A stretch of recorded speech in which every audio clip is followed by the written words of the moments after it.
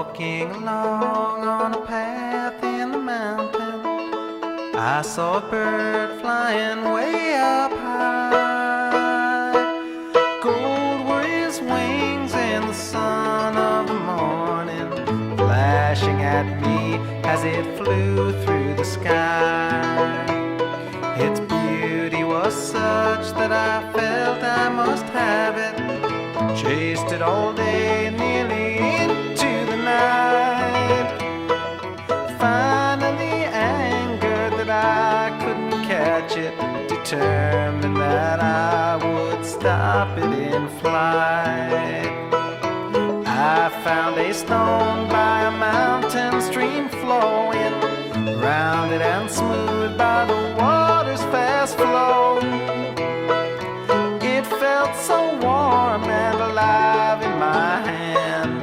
It was an arrow, my arm was the bow.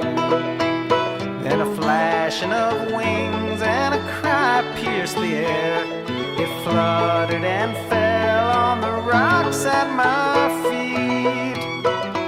Weeping I lifted the thing that had fallen. Blood stained my hands and tears wet my cheeks.